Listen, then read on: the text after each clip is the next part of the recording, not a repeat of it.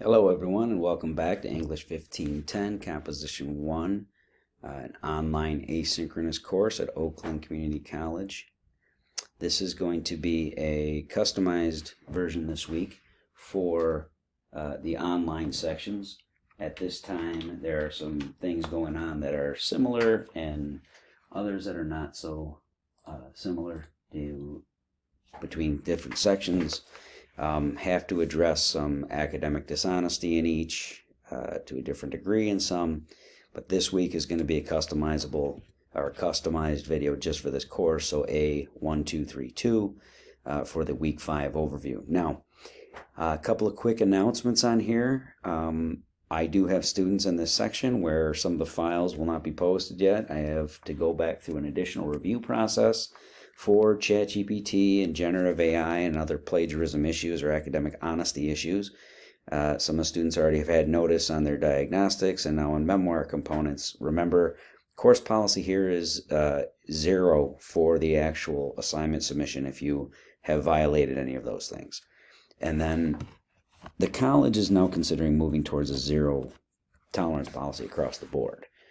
Many of my colleagues have already done this in their courses, and now I'm considering it too with the volume of it this term, which means one time you're done, and then it goes to administrative review. And I want you guys to understand you're risking very serious penalties here. Not being able to enroll back in an institution, having records of this for institutions of higher learning, those are very serious ones that you can really impact a lot of things. You got to really watch what you're what you're playing with fire on some of these instances. Just saying that you're trying to tell your instructors or professors that you're using Grammarly when I have announced in this course already it's not allowed. They've added generative AI to Grammarly. That's there's the components, effectively the same thing. So let's not have this be part of the semester discussion. At this time, I have the week 4 overview updated. I still left this here from last week with the announcements in case anybody needed to review that again. I am going to have that close out this evening, Monday at 11:30 p.m.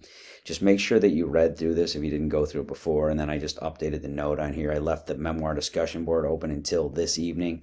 Last week it said an additional week until the 23rd. Now we're there, both submissions and reviews of classmates. That was because there was the language in the discussion board itself.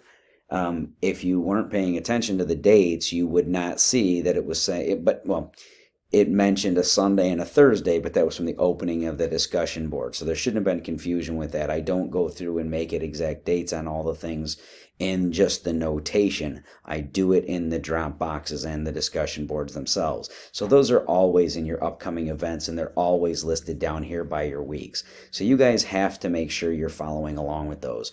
There has to be some accountability of the student and not just hand-holding and constant continuation of the files and things from the instructors or professors for the course. So this already was listed as being closed out on the 16th. I left it to the 23rd.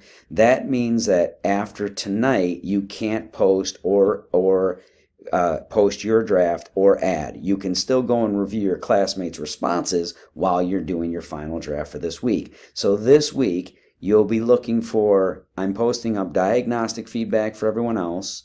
I only have a few left of those to go through. A couple of them were definitely generative AI, so those are zeros, or a couple of them that were other issues on there. But that being said, those will be posted up, and then you'll watch for my summary outline feedback this week. And while you're doing that, you can go through draft tutoring at the ASC, particularly for those of you get recommendations of YTR 2 or 3 on your diagnostics. You can obviously use it with a YTR 1 because everyone has to do at least one session for the semester. But if you get the YTR 1, I'm only recommending 1 for the term. Just make sure that I get those forms so I can give you the extra credit. Now, with that, you're doing this week up to the 29th. You're going to have till this Sunday coming up to do your final draft and submit it. Remember that once those are in, it takes me a few weeks, 2.5, to get the final drafts back to you guys. like the diagnostic, which your rewrite on the diagnostic will be coming up. I left enough time here for everyone to have at least 2 weeks to do a rewrite on that.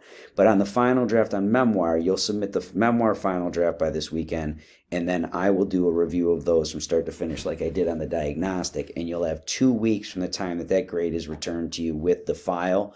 You'll have 2 weeks from that date to do a memoir rewrite. So you'll see a memoir rewrite Dropbox open up here too. So everyone, make sure you're working diligently on those. Make sure that you guys are doing the reading in the textbook. Some of you, the problems that you're having, you're not actually reading even the opening couple of pages of each chapter.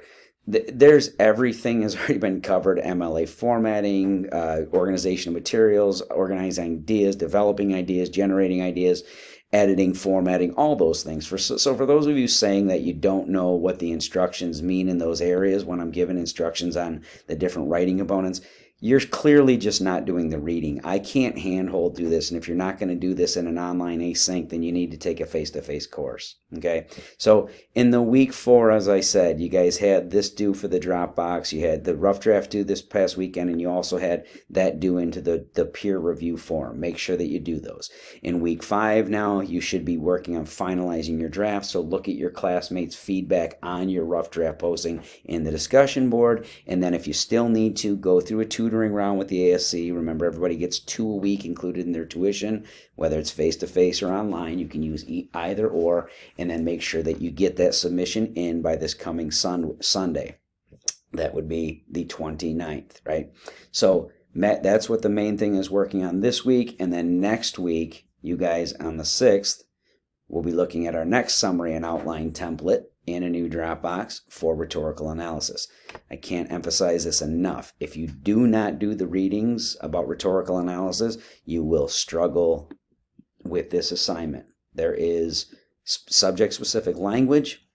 There's a difference between rhetorical devices and rhetorical concepts, and those are the mistakes students make at all turns when they don't follow these protocols or actually do these readings. All right, so in the coming weeks, folks, remember, I'm also not marking things at a sentence level. This will be content and format only. If you don't know how to write at the sentence level, I mark that stuff on diagnostic. From here on out, it's going to be major markdowns on those if the writing is not if I cannot make heads or tails of what's being said in those statements in your sentence structures, and if they're fragments and you don't know how to punctuate or use grammar or any of those things, I will take points away, but I'm not going line by line like it's a grammar class. That is a different level of English, and if you didn't take anything that had an additional component to it, like a 1510E, we have 1510S now coming up, or a 1055 or a 1060, that was the selection of the student. You did your own self-placement and decided to be in an online async class.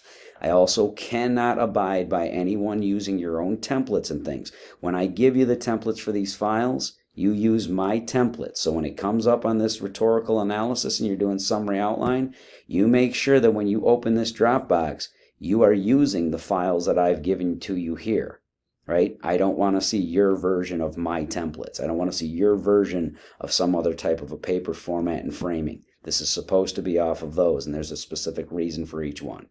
The discussion board, as I said, will be left open until this evening. You guys make sure you review your classmates.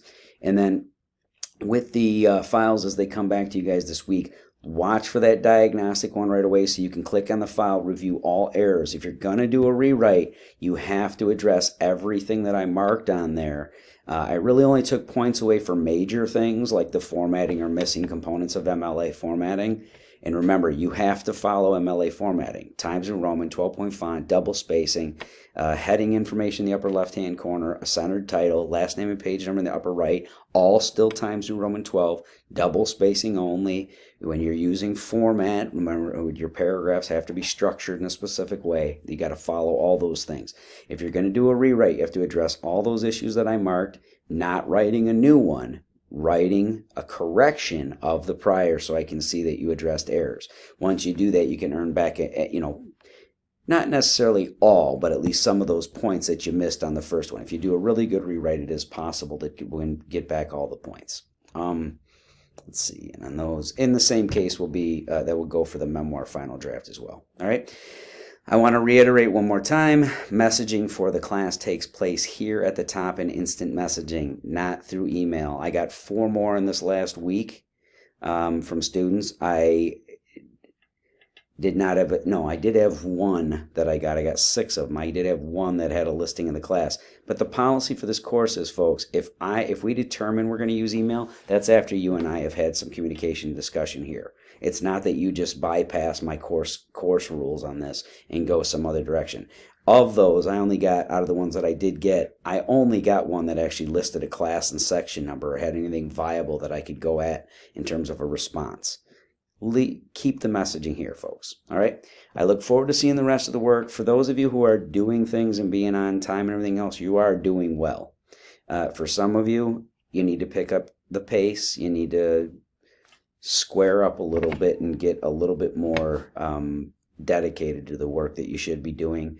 And for anyone who you already know you violated academic honesty items there is no consideration. That's going to be a 0 in that category. You want to take it up with administration, go ahead. The administration is moving even further than myself and most colleagues that to a 0 tolerance, don't want to allow it at all, and not giving consideration to students who violate this. It's just too much of a hassle and too much of an issue with academic integrity of course programs. All right.